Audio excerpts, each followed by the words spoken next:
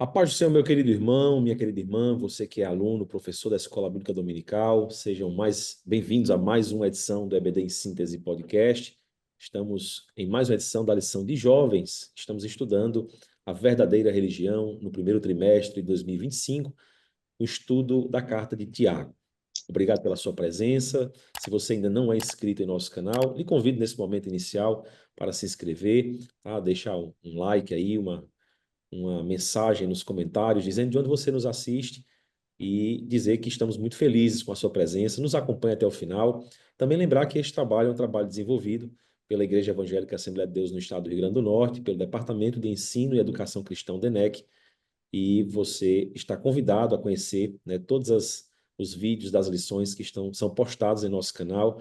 Você que é aluno da escola e quer se aprofundar no seu conhecimento da palavra de Deus, quer ter um subsídio adicional para a sua aula, ou você que é professor e deseja aí, de alguma forma, meditar um pouco mais, ouvir comentários que possam agregar a sua lição, certo? Sempre baseado na lição da escola bíblica, na palavra de Deus, né, com temor e tremor. Nós conversamos e comentamos aqui alguns aspectos da lição da escola bíblica para lhe ajudar a ministrar essa aula e você, aluno, a ter um pouco mais de elementos para aprofundar o seu conhecimento, crescer na graça e no conhecimento do nosso Senhor Jesus Cristo e poder também compartilhar desse conhecimento com seus queridos irmãos na sua classe.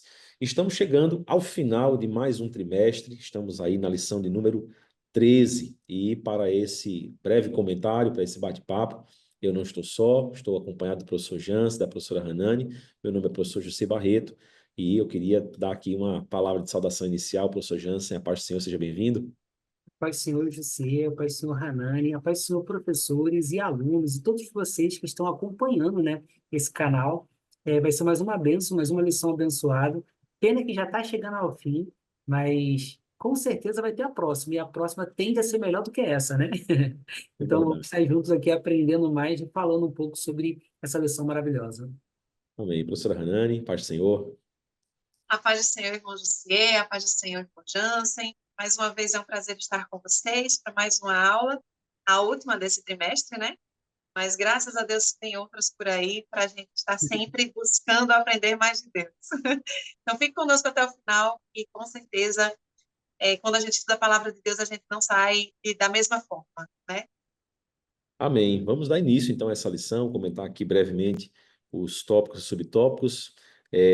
O título da nossa lição é Conselhos para uma Vida Autêntica, remetendo, obviamente, ao tema geral da nossa lição, que é trazer conselhos práticos para a prática de uma religião verdadeira, autêntica, né? Verdadeira, genuína, cristocêntrica, bíblica.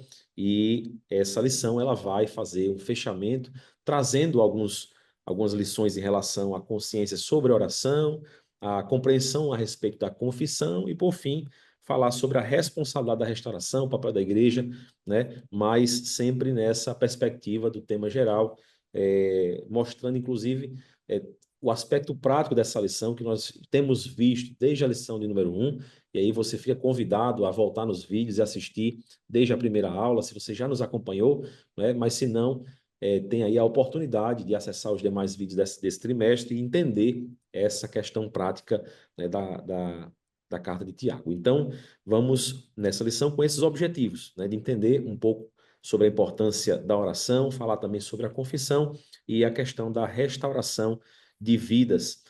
O nosso texto principal, ele está em 1 João 1,9, que diz: se confessarmos os nossos pecados, ele é fiel e justo para nos perdoar os pecados e nos purificar de toda injustiça. E o resumo da lição traz que na carta de Tiago encontramos importantes conselhos para que tenhamos uma vida cristã frutífera, né?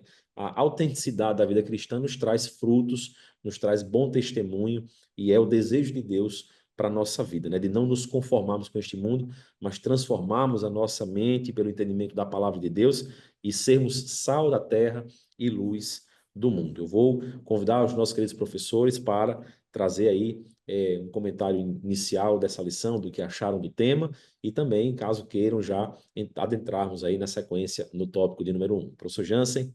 Amém. Vou falar rapidinho do tema, né? Conselho para uma vida autêntica. Nos nossos dias tem um ditado que fala: se conselho fosse bom, né, era pago, né, não era de graça.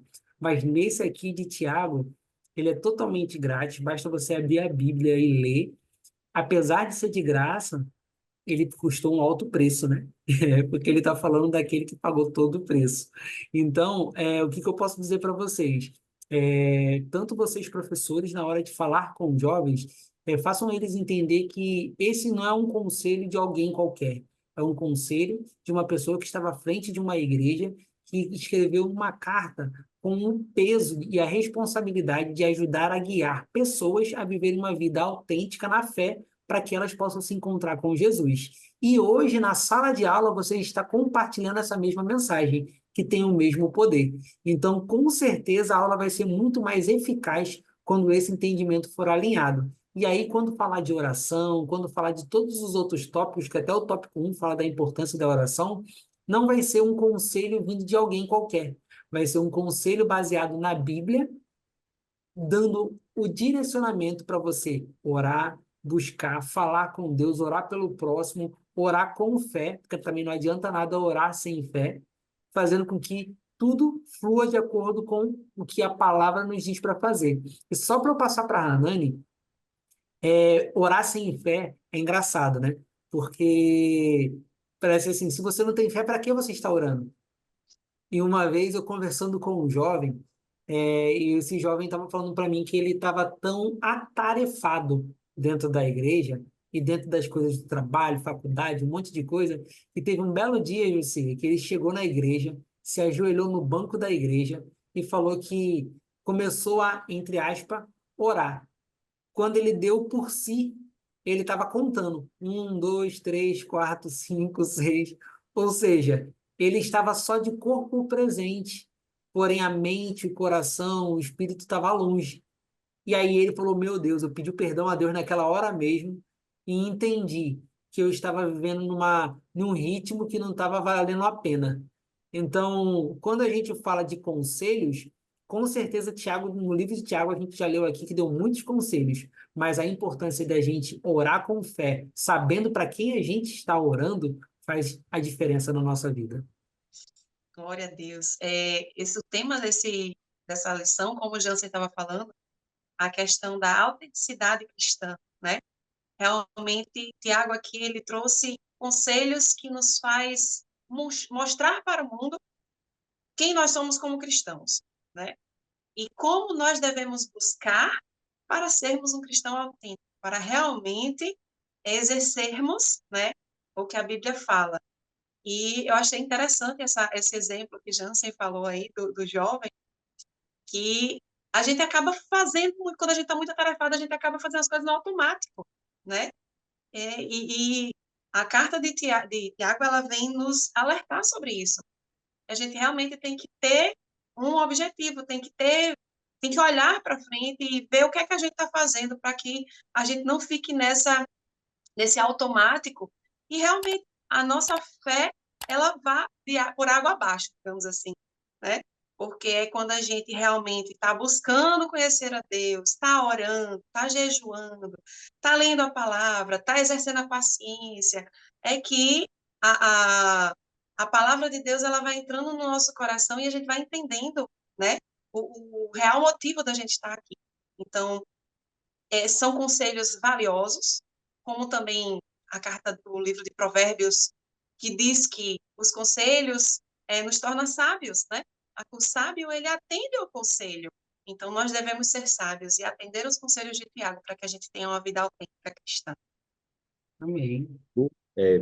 Estava verificando aqui na nossa interação da lição, né? E verificando que Tiago ele começa trazendo esses conselhos, essas orientações, demonstrando que aquela igreja ali ela estava passando por um momento de provação, né? Um momento de provação severa, tanto que ele faz os questionamentos na leitura bíblica, né? Está alguém entre vós aflito? Está alguém doente? Né? Então ele mostra o estado de provação que eles estavam passando, né? E traz aqui também uma reflexão que nós já estamos fazendo desde o início dessa lição de modo geral, que é que as provações, elas vêm, as dificuldades vêm né? E esses conselhos, eles existem para nos ajudar a passar por elas, mas que elas não vêm para nos abater, né? Elas vêm para nos lapidar, para nos aperfeiçoar, para nos amadurecer, né?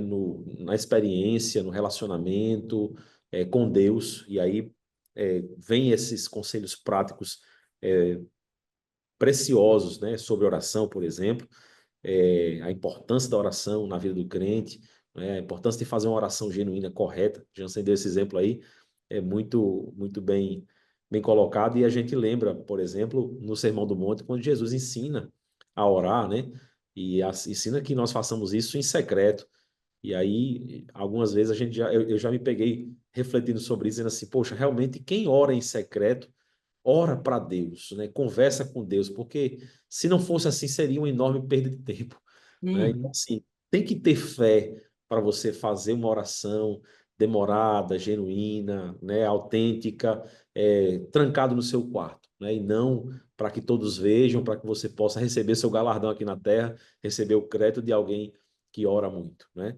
Então, esses conselhos práticos, sobretudo nos momentos de provação, eles são muito importantes e nos ajudam a exercer esse caráter prático de Cristo que nós precisamos, né, necessitamos em nossas vidas. Vamos conversar um pouquinho rapidamente a respeito do tópico 1.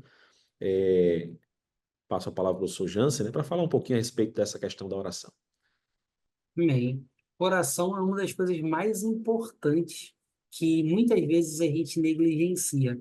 Eu tenho uma filha, como eu já falei em outras aulas, de 5 anos de idade, que às vezes eu acho tão bonitinho quando ela, papai, vamos orar para a gente dormir? Aí ela vai, eu vou falando, ela vai repetindo. Aí tem hora que é ela que começa, a gente já começou a colocar ela para orar e a gente repetir o que ela está orando. E a diferença é muito grande, porque às vezes a gente, como adulto, quando vai ensinar uma criança a orar, a gente já vem com aquela carga de todas as responsabilidades, aquele modelo de oração que a gente já tem. E uma criança, às vezes, orando, ela ora com a autenticidade dela.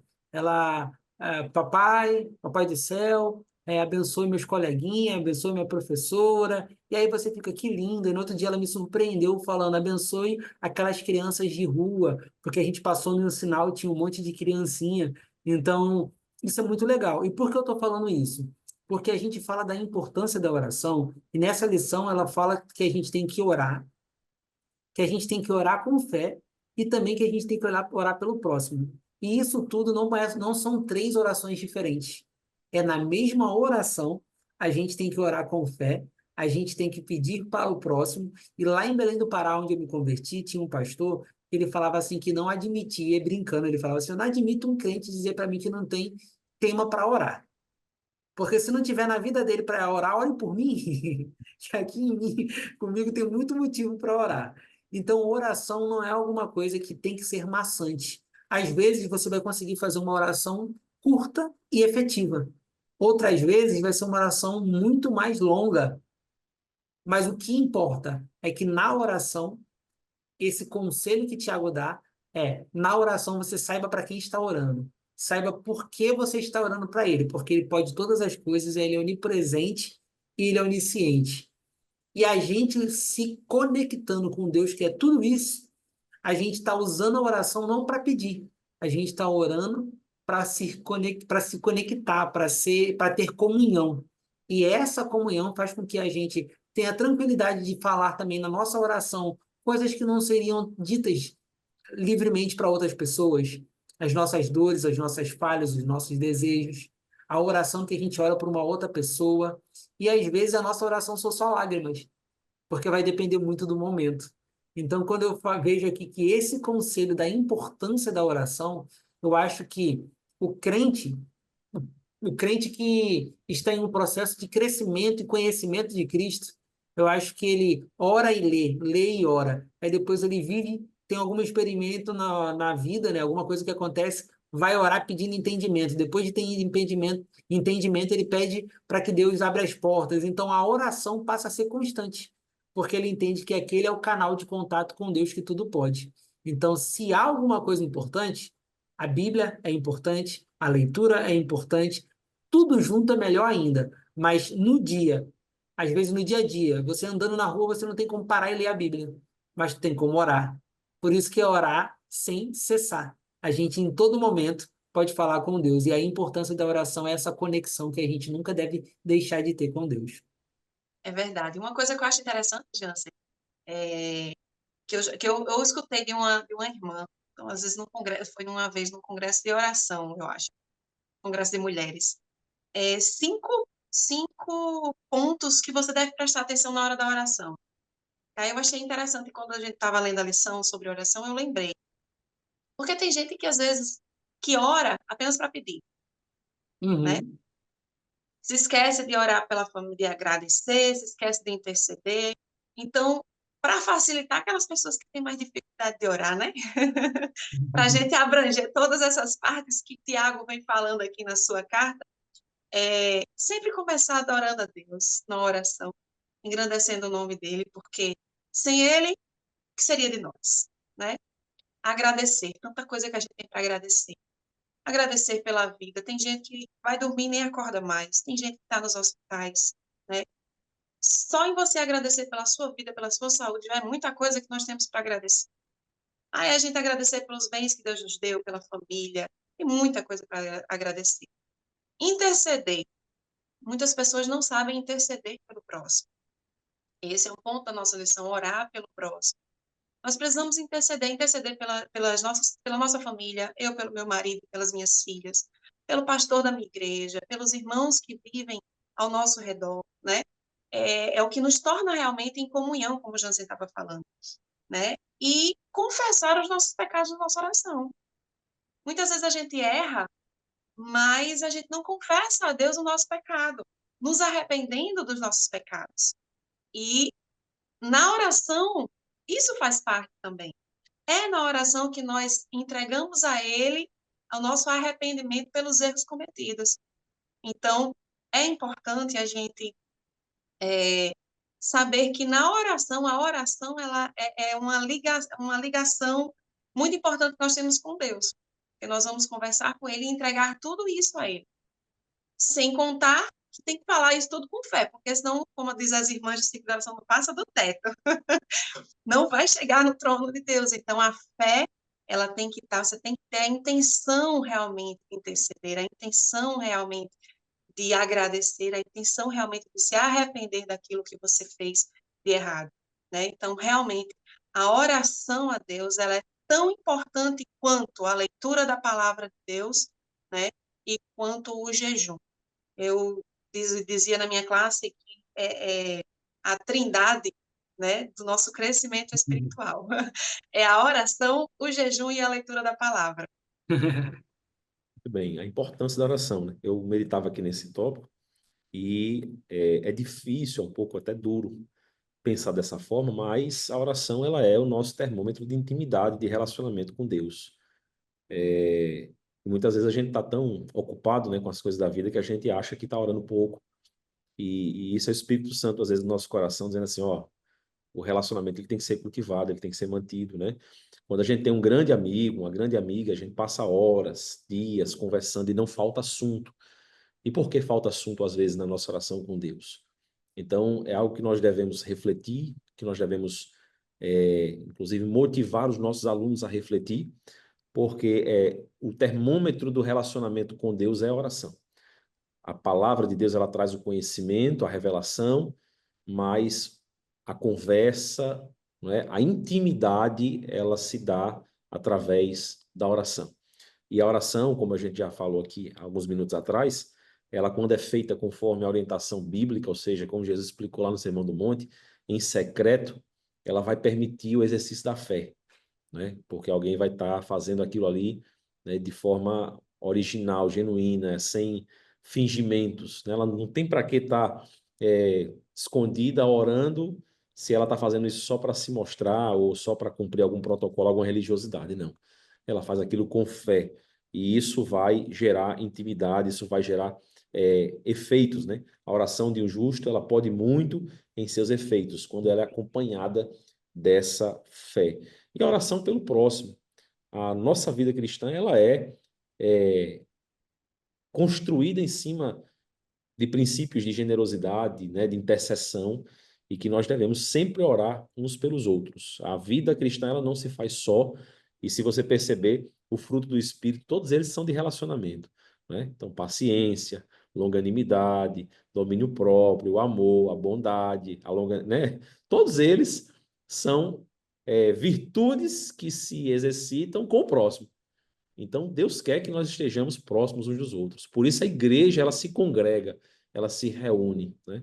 Então, a importância da oração, ela é elementar, ela é indispensável e ela sendo feita da forma correta, com fé, ela tem poder para salvar, para curar, para libertar, para transformar, né? Para perdoar pecados. A oração com fé, ela chega, né? Ela move o íntimo de Deus e nos traz o verdadeiro arrependimento. E a gente já entra aqui no segundo tópico, que fala sobre a confissão, né? Uhum. A oração traz relacionamento e intimidade, a confissão traz arrependimento, perdão de pecados, né? Traz saúde espiritual e saúde física. Quando a gente faz isso, a nossa mente fica mais leve, né? E como a palavra de Deus é sábia, quando ela diz, olha, coloca sobre Jesus as suas ansiedades, né? Coloca sobre Deus as suas preocupações, basta cada dia o seu mal, né? Pede ao Senhor o pão de cada dia, não fiquem ansiosos. Por que vocês estão ansiosos com essas coisas? Deus é vosso Pai Celestial, que bem sabe que precisar de todas essas coisas, mas busque primeiro o reino de Deus, a sua justiça, e estas coisas serão acrescentadas. Então, vejam como Jesus, no seu evangelho, traz esse ensinamento de forma tão clara, tão simples, né, que qualquer pessoa consegue compreender, entender e viver essa realidade. E por isso essas coisas têm poder sobre nossas vidas. Não é algo que a gente faz da boca para fora, mas é algo que quando nós fazemos com convicção, né, de forma verdadeira, isso tem poder de transformar as nossas vidas. Queria passar para o Sr. Jansen para comentar também a respeito desse segundo tópico. Pronto. O poder da confissão, ele é incrível, né? Independentemente da gente falar do espiritual, mas parece que se a gente só se esquecesse o espiritual, parece que quando a gente faz alguma coisa errada e confessa para aquela pessoa que que é próxima da gente, parece que já sai um peso do nosso ombro, porque a gente não tem que ficar escondendo aquele fardo. E muitas vezes alguém, para esconder um problema, ele vai ter que mentir. E a mentira já chega a ser mais um outro problema e mais outra coisa que ele vai ter que agora esconder. E aí ele vai esconder, esconder, esconder, até uma hora que ele fica sobrecarregado. E essa sobrecarga que ele vai estar é aquela questão. Ele que foi o culpado e o peso a mais é ele que botou. Mas quando ele confessa, parece que aquele peso sai dos ombros. E aí o próprio Cristo, né, fala, né? Vinde a mim todos vós que estáis cansados e sobrecarregados, e eu vos aliviarei. Então, na oração, se você confessar suas falhas, e quando a gente fala de confessar falhas, confessar pecados, fique tranquilo, todo homem peca, toda pessoa peca, toda pessoa erra. O problema é que a gente não pode viver no pecado. E por isso que a confissão é importante. Porque aquele que se arrepende e deixa, ele vai confessar e vai entender. Naquele processo de confissão, parece que quando a gente bota para fora, quando a gente está falando, a gente ganha um entendimento melhor do que aquilo que está acontecendo. E aqui no texto, quando a gente fala de confissão de pecados, né, tem um ponto já que no ponto 2 ele fala de Elias, né? Elias, em ponto 3, na verdade. Elias era um homem comum. Era um homem que muitas vezes tem gente que quando fala de Elias quase que coloca ele em outro patamar, mas não, ele era um homem com as mesmas falhas, com os mesmos erros, assim como Paulo, assim como Davi, assim como tantos outros na Bíblia. Mas o que diferencia? Que essas pessoas identificaram que eles podiam falar com Deus as suas falhas. E a gente tem que parar, muitas vezes, Viseu, eu vou até falar assim de uma forma até um pouco mais bruta com os professores, mas não fiquem com raiva, não. É que às vezes a gente tem que parar de parecer ser perfeito o tempo todo.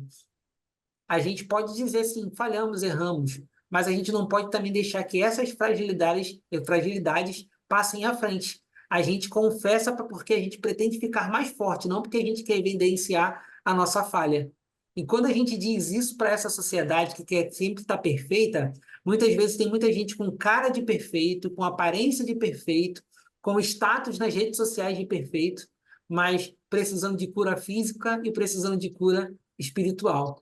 E uma coisa que pode nos ajudar rapidinho é confessar as nossas falhas, dizer que precisamos de ajuda e pedir ajuda para Deus. Porque Deus, além de Ele mesmo te ajudar, ele pode mandar pessoas para ajudar você na caminhada. Então, por isso que eu acho que essa parte que fala sobre a confissão, ele é um processo de cura interno e um processo de cura externo. O interno envolve a alma e o espiritual, e o externo o físico, que parece que fica muito mais aliviado após você confessar as suas falhas. E agora também é entender para quem você vai confessar.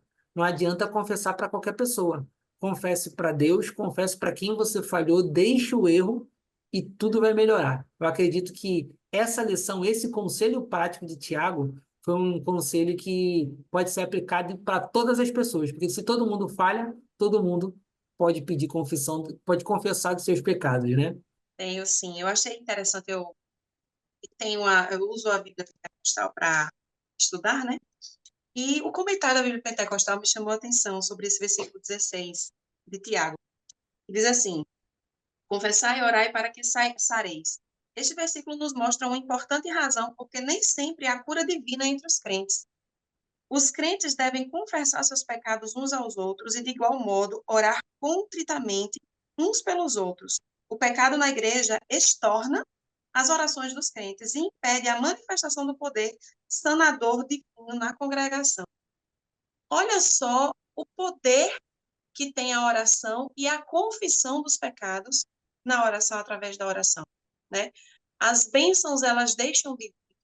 A cura, ela deixa de vir. A manifestação do poder de Deus, ela deixa de ser aplicada na vida do crente por falta de confissão dos pecados, por falta de arrependimento, né? Então, Tiago, ele traz essa palavra, né, para a gente, e da importância de realmente confessar os nossos pecados, por pequenos que sejam, por uma mentira que a gente conta aqui, por algo que a gente omitiu, e, como o irmão Jansen estava falando, por fazer a confissão para a pessoa certa, né? Ninguém tem autoridade de perdoar os pecados e de escutar as confissões como Jesus Cristo. Então, realmente, nós temos que orar a Deus e confessar os nossos pecados a Ele. Como diz lá em 1 João 9, né, que tem até na nossa lição: se confessarmos os nossos pecados, Ele é fiel e justo para nos perdoar os pecados e nos purificar de toda injustiça. A confissão, ela traz essa questão do reconhecimento, né? E é um aspecto da humildade, né? Jesus disse: sejam mansos e humildes, assim como eu sou. E a humildade, ela demanda esse reconhecimento, né? Então, quando você faz essa confissão de forma verdadeira e de forma externa, exige que você exercite essa humildade, de reconhecer que você é falho e que depende de Deus, né? E isso, muitas vezes, não é atingido pela falta de sinceridade das pessoas. E aí, como Hanan disse, né, a falta de sinceridade faz com que a fé ela seja ali corrompida e não alcance o objetivo dela, não alcance a misericórdia, não alcance o resultado prático da fé, que é a transformação. Então, é algo realmente muito importante. Na psicologia secular, a gente vê, né, a importância de colocar para fora as amarguras, as lutas, as frustrações, né, as dores, para que possa haver uma cura mental e física, e não é diferente em relação à questão espiritual. A Bíblia já orientava nesse respeito, mas orienta, como nossos queridos professores já disseram, né, que seja feita com alguém que tenha autoridade ou maturidade para ouvir essa confissão. Primeiro Deus, né, através das nossas orações, mas também os nossos líderes, as pessoas que estão acima de nós, que nós cremos que foram colocadas por Deus, que tiveram autoridade delegada por Deus para ser nossos pastores, nossos líderes espirituais aqui na terra e que têm maturidade, né, têm experiência com Deus para poder ouvir, para poder direcionar, para poder orientar e dar bons conselhos à luz da palavra de Deus. E, por fim, queridos, entramos aqui no tópico 3, que fala sobre a responsabilidade da restauração, né? Não é apenas uma situação simples, né? Mas é algo que envolve responsabilidade. Não é algo que a gente deve deixar de lado ou que acontece ocasionalmente, mas a restauração, né, das vidas das pessoas, através da oração, da confissão, ela é algo que exige responsabilidade nossa. Deus espera de nós que nós tenhamos uma atitude em relação a isso, né? E esse tópico vai tratar justamente a respeito disso, nos mostrando aqui a nossa responsabilidade na busca por aqueles que se afastaram, né? A restauração daqueles que se desviaram, trazê-los de volta ao aprisco do Senhor com amor, né? Propiciando um ambiente adequado para que eles possam se sentir novamente abraçados pela família de Deus, que é a igreja, né? E que eles possam também ter um ambiente propício à confissão de pecados, né? A obtenção de testemunhos e de exemplos dos fiéis, e, por fim, a responsabilidade da igreja em todo esse aspecto. Passo a palavra aqui para o professor Jansen, para que ele possa trazer seu comentário. Amém. É, restauração, a responsabilidade por essa restauração, muitas vezes a gente acaba terceirizando isso, né? A gente fala que deveria ser o pastor, deveria ser o líder, mas aqui nesse texto a gente vê que Tiago exorta os crentes. Então, se você é crente, se você é igreja, independente do cargo ou função, essa responsabilidade é sua. Porque muitas vezes aquele irmão que está afastado, ele é um irmão que está ferido, que está num processo que ele ainda não encontrou um caminho para poder falar das dores e do problema dele. Ele precisa só que alguém se aproxime dele com amor, com compaixão, com empatia e, mais do que isso, com o direcionamento de Cristo. Porque muitas vezes a gente quer ir também para resolver do nosso jeito, né? Mas se a gente ir como igreja, a gente vai representando Cristo. Então, representando Cristo, a gente diminui até o julgamento que muitos têm, que se afastam, têm medo, às vezes, de conversar com os crentes, porque acreditam que vão ser julgados. Mas a nossa missão é ir até eles, apresentar esse amor do Evangelho, apresentar esse braço de apoio para que possa conduzi-los novamente para o caminho. E aí, buscar os afastados, também você vai com certeza encontrar com aqueles que se desviaram e que começaram a pensar e agir de acordo com outra religião, de outro pensamento, com outras doutrinas. E para isso, você, como igreja, tem que ter conhecimento também da doutrina, tem que ter conhecimento do que você crê para poder ajudar, para poder ensinar, às vezes exortar e muitas vezes simplesmente tirar as dúvidas da cabeça dos outros. Porque tem muita gente que se desvia e se afasta, não só porque ela é má ou por causa de um pecado, muitas vezes é por causa de um mau entendimento.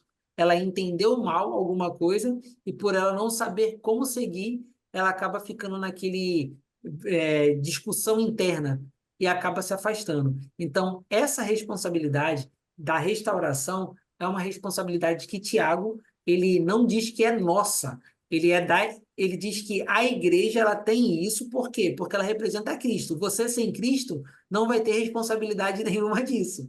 Mas você com Cristo, você tem essa responsabilidade. E por isso que o tópico 3 já diz que é responsabilidade da igreja. Cada membro do corpo de Cristo tem o dever de apoiar, de encorajar os outros, de promover um ambiente. E muitas vezes é isso que às vezes nós, como jovens, professores de jovem pode falar muito sobre isso, porque às vezes o jovem fala assim, cheguei numa igreja e não me senti recebido, não fui recebido muito bem.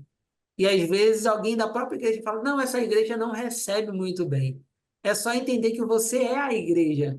Então, se alguém do seu lado não recebe bem, você vai lá e receba bem, porque isso já vai fazer toda a diferença para alguém. Então, essa responsabilidade não pode ser terceirizada. Ela é nossa e esses conselhos que foram dados, oração, confissão e a responsabilidade da restauração, acompanhamento, encorajamento, é nosso. Porque no final das contas, no final de tudo, é cada um que vai ser cobrado pelos seus atos. Então, a gente precisa ter essa responsabilidade e não terceirizar para outros. Vou falar menos para poder Hanani poder falar, né? Muito obrigada, Jéssica.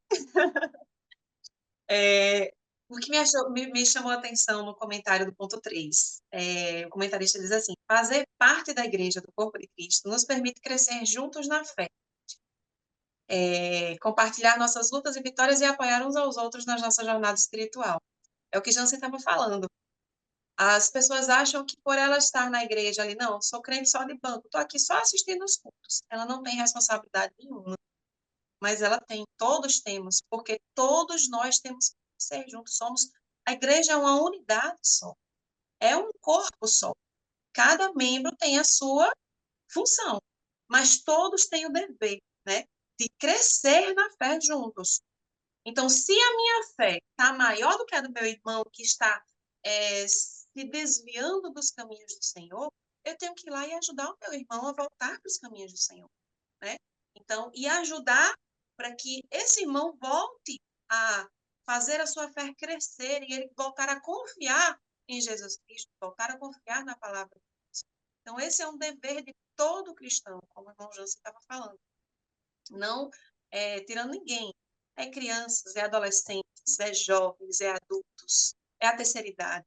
Todos que fazem parte do corpo de Cristo, né, têm essa tarefa, ou esse dever de buscar e não deixar, na verdade, né? Não é nem que vamos tentar não buscar, mas vamos tentar não deixar que os nossos irmãos eles venham se desviar da fé, para que a gente tenha que buscar, né? Então, vamos continuar crescendo juntos na fé, para que a gente tenha que buscar os nossos irmãos, mas para que a gente vá apenas buscar aquelas almas que foram perdidas, que não conhecem a Jesus ainda, né? E aqueles irmãos que estão ali conosco, que eles possam continuar crescendo conosco na fé, na comunhão com Cristo. Amém. Em relação a esse terceiro tópico, algumas coisas me chamaram a atenção também, né? A primeira é que nós vemos na prática algumas pessoas que focam muito nas almas que ainda não aceitaram Jesus e estão ali tão focadas nessa questão evangelística, né, evangelizadora, que acabam se esquecendo do cuidado para os que estão dentro de casa, né? O cuidado com a comunhão. E aí são descuidados e acabam desequilibrando um pouco nisso. Outros não se sentem nem minimamente preparados para evangelizar e desprezam, né, o dever da evangelização. E aí a gente entra no aspecto, né, de alguém dizer assim, mas eu não sei resgatar alguém que se desviou, ir lá e pregar para ele, né? Mas você sabe orar. E a gente veio falando no primeiro tópico do dever da oração uns pelos outros. E a oração feita com fé, ela pode muito em seus efeitos. Muitas vezes a sua oração, às vezes você não vai nem até a pessoa, mas você sabe que alguém está ali com a fé fraca, ou que se desviou, de alguma forma tropeçou no caminho, e você tem uma oração, né, feita com fé, e Deus vai ali atender a sua oração e vai honrar o seu pedido, e vai trazer aquela pessoa, ou vai transformar algo na vida dela, ou vai usar alguém para chegar até lá. Mas essa questão da oração, ela pode ser feita por qualquer um, né? Todos os membros. Mas os membros, cada um tem o seu papel, né? O apóstolo Paulo diz isso, né? Um é cabeça, o outro é pé, o outro é mão. Sim, mas todos têm esse dever, né? Porque nenhum membro vai funcionar sozinho. O corpo, para funcionar, ele funciona pela integração de todos os membros.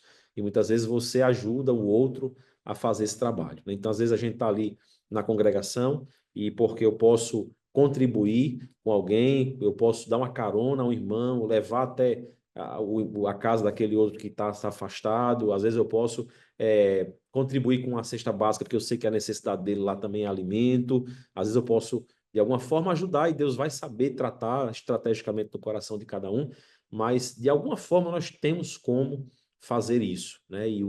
E Tiago chama a responsabilidade da igreja, né, nesse aspecto, e diz que nós somos devedores na criação desse ambiente de comunhão, de compartilhamento das lutas e vitórias, de apoiar uns aos outros nessa comunhão. Então, é a comunhão da igreja que vai nos manter unidos até que o Senhor volte para nos buscar. Então, mais uma lição prática que nós extraímos desse livro tão precioso, dessa lição tão preciosa, e que vamos aí levar em nossos corações, colocando em prática e sendo alvos do fruto, né, das bênçãos do Senhor, que acompanham aqueles que exercitam, que colocam em prática a palavra de Deus. Meus queridos, vencemos aqui todos os tópicos e subtópicos, né, de forma breve, mas dentro daquilo que está no nosso escopo, dentro do tempo que nos é permitido, e eu quero agradecer pela sua vida, pela sua presença, você que está nos assistindo até agora. Quero também transmitir aqui a minha saudação para o professor Jansen Hanani, dizer que foi uma honra, um prazer estar com eles mais um trimestre aqui no EBD em Síntese Podcast, que Deus possa nos permitir outras lições, outras oportunidades, né? E que o Senhor possa capacitá-los aí nesse ministério. Também você que está nos assistindo, que possa continuar acompanhando as edições do EBD em Síntese Podcast. Uma palavra de saudação final, professor Jansen. Amém. Estou muito feliz em estar terminando mais uma lição e tendo a oportunidade de aprender, de ser corrigido, de ser ensinado. Porque quando a gente lê a lição juntamente com a Bíblia, a gente parece que tem essa turbulhão de emoções, né? Porque a gente aprende para ensinar, mas aprende para viver. E aí a gente está nesse ciclo constante. E ainda mais com a parceria, com a presença de Jussier e de Hanani, que a gente está sempre aqui junto. Então, mais uma lição terminando, mas eu tenho certeza que todos esses ensinamentos vão ficar na nossa mente, no nosso coração, na nossa vida, e com certeza vai ter mais aí para frente. Obrigado pela audiência, né, pela presença de vocês. Amém. Professor Hanani. Amém. A paz do Senhor para vocês. Muito obrigada por estar conosco durante esse trimestre. Se preparar para o próximo, né? E muitas coisas boas também virão. A gente não pode deixar esse ciclo se acabar, de estudar a lição, de ler a palavra de Deus e aprender cada dia mais. Porque realmente, quando a gente lê a Bíblia e a lição e se prepara para estar aqui comentando com vocês, a gente também recebe essa palavra, né? A palavra de Deus, ela fala conosco também. Então, a gente cresce também em conhecimento, em graça, e a gente também é exortado, segundo a palavra de Deus. Então, Deus abençoe você, professor, Deus abençoe a sua aula, a você, aluno que nos acompanha, e que o próximo trimestre seja uma bênção, que possamos estar também para comentar também e ajudá-lo no que for possível, né? Então, muito obrigada, Jansen e Jussier, pela companhia, que Deus abençoe a vida de vocês. Amém. Queridos, muito obrigado pela presença de vocês. Aproveite para marcar o sininho aí das notificações, deixar o seu like, compartilhar esse vídeo no grupo de WhatsApp aí da sua classe, da sua Escola Bíblica Dominical, na sua igreja, ou enviar para alguém que você acha que precisa crescer conosco, ouvir um pouquinho desse comentário e ser edificado na palavra de Deus. Muito obrigado, a paz do Senhor, até a próxima oportunidade. Vai ser o